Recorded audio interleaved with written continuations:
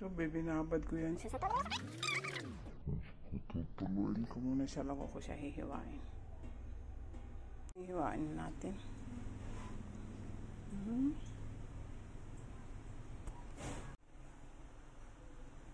Ayan na. Tapos ko na mahiwa. Kailangan ng asin, rock salt, hindi iodized ang ilalagay. Ayan. Kasi mas maalat yung maalat yung iodized. Yan ang gagamitin natin. Siguro ito 3 kutsarang asin. Ito siguro mga 1 kalahati. Ayan. Lamutakin ko na siya dito, yung asin, para medyo lumambot siya. Pwede rin namang ilagay mo siya sa bote. Saka mo siya lagyan ng brine. Ayan, dalawang stages ang gawin natin. Una, lagyan ko natin ng asin.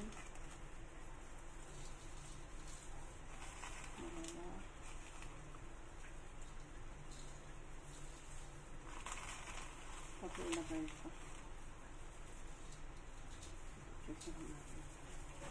Tapos ito, lamutasin natin ako na. Ito yung massage natin.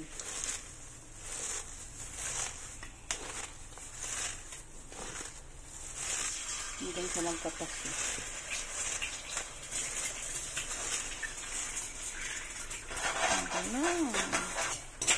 Ayan. Nilamuta ko na. Kinamay ko na. Malinis naman yung kamay ko. Naghugas naman ako. Ayan. Nagtubig na siya. Ayan.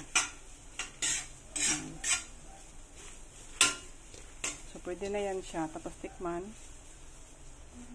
Maalat na. Medyo maalat na siya. Lalagay mo lang dito yung tubig. Purified water ang ilagay.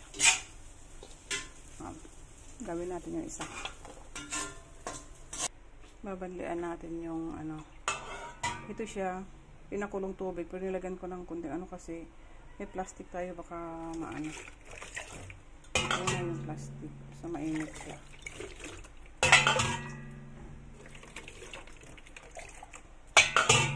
Parang kulang itong lalagyan ko.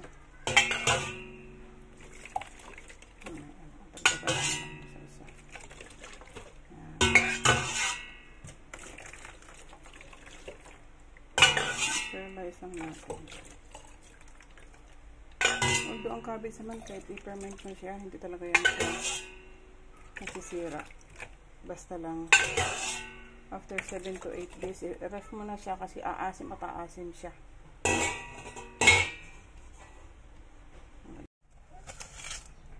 So, ilalagay na natin ng sa bote. Ito lang yung mga ginagamit kong bote. Lalagyan ko na siya ng plastic sa ibabaw para sealed. Yan. Yung plastic na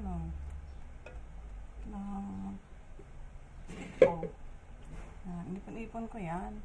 Kung may mga bakante, mga buti-buti, naipon ko yan. Hindi ko tinatapon. Kasi mapapakinabangan. So, malinis naman ang kamay ko. Kamayin ko na. Malinis yan. Hugas ako.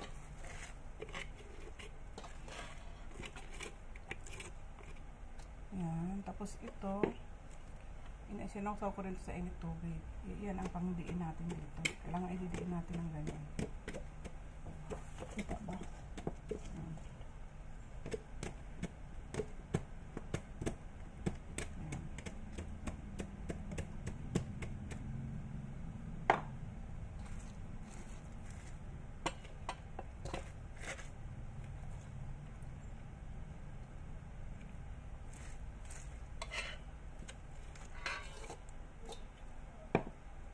Natin ulit.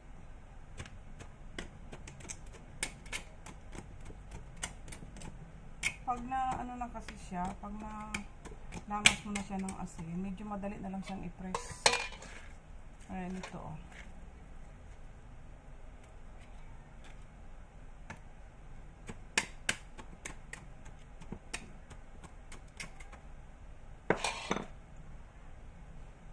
Tapusin ko siya. Nakita niyo yung isang planggana dito kanina. Yan lang siya, dalawa lang siya ang paglagyan. Kasi nasiksik natin na maigi. Ayan siya.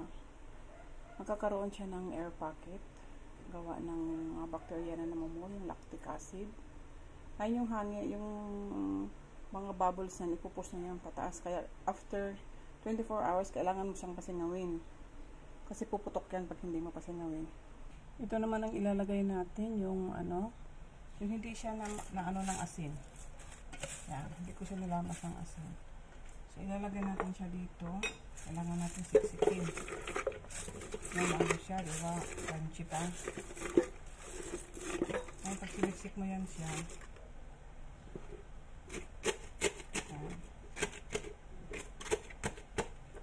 may mga spaces pa na matitira sa mga in-between nila, pero okay lang yun. Hindi pa kasi siya malambot. Kaya konti lang nilagay natin dito sa mas marami yung una, pero dalawa lang nalalagyan kasi na siya, malambot na.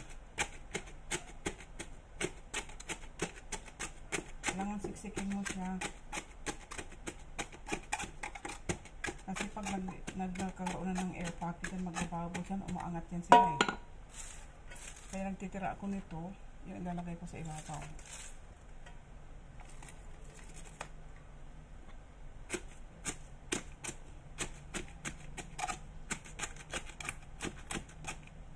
Kaya kapag mga ganito kayo mga buti, huwag nyo itapon. Papakinabangan nyo yan. Minsan naiwagan ko ng arena. Yung rice flour, yung mga ganun.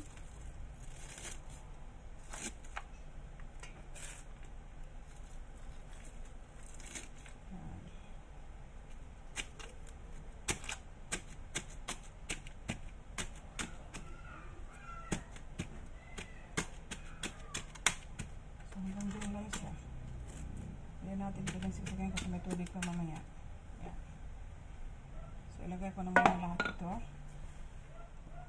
Okay, yan na yung pagkakaiba ng dalawa ha. Yung nilamas ko, ayan, may karoon na siya ng sariling tubig niya. So, hindi na ako maglalagay ng tubig dito. Ito, kailangan ko siyang lagyan ng tubig. Gagawa ako ng brine. Lagyan ko ng asin, to taste lang. Tama lang na hindi masyadong maalat. Saka mo siya ibuhos dito. Yung tamang-tama lang na aapawan siya ng tubig. So, ngayon, magtitimpla tayo ng asin. Lagyan natin doon sa tubig. Itong tatlo lang lalagyan natin. Itong tatlo. Kasi itong tatlo may sariling tubig na. So, ibubukod na natin dito. Tatakpan na natin yung mga yan. So, ito muna. Parang marami ang tubig. Kapawasan ko. Kapawasan ko daw dito.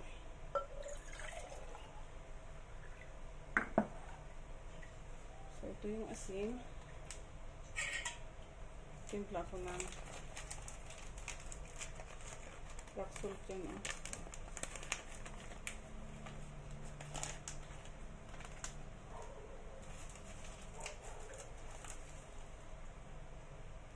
So, kailangan tunaw siya. Ito, ubusin ko na. Laurin lang, oh.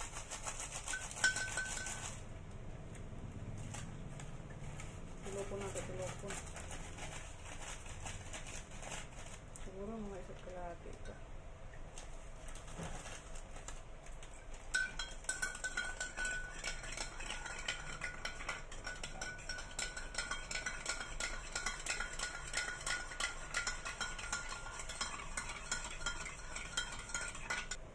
Kung naglagay kayo ng asin, tikman nyo ha.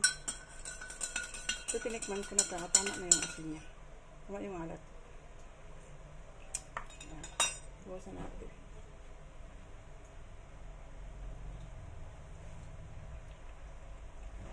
May mga bubbles siya dito.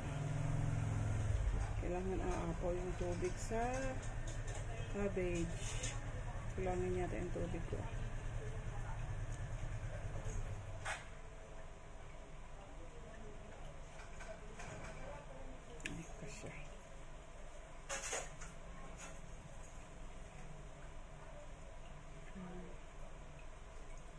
So, apaw siya, diba? Ayan. Ayun, lalagay natin siya ng ganito para hindi siya lulutang. Lumulutang kasi yan eh.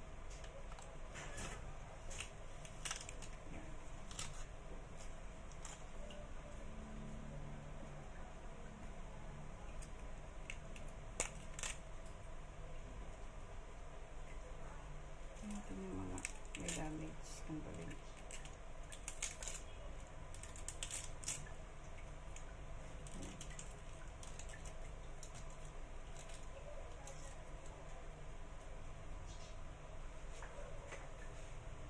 Pati doon sa dulo, lagyan din natin.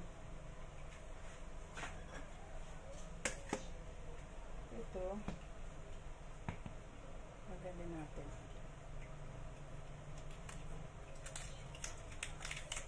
Para hindi siya lulutang. Kasi magbababol siya, maglulutangan niya.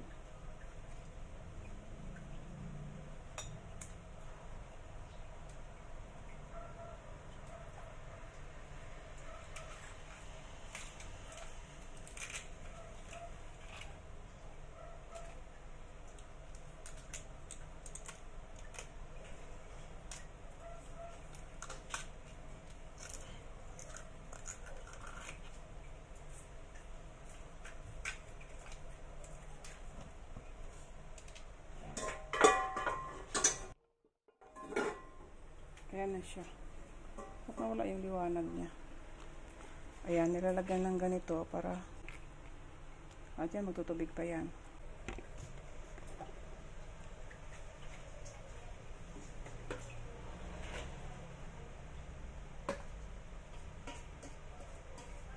Dito ko siya ilagay kasi magtutubig yan siya at least yung tulog dito nakasaala.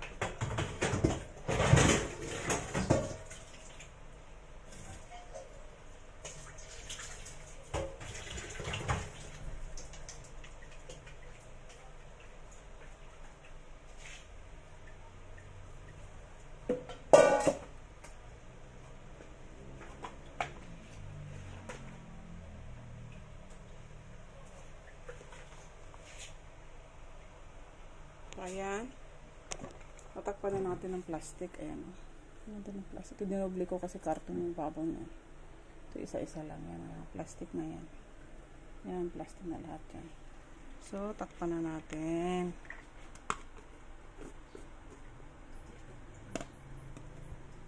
Ito yata. Yung doon sa ito dito.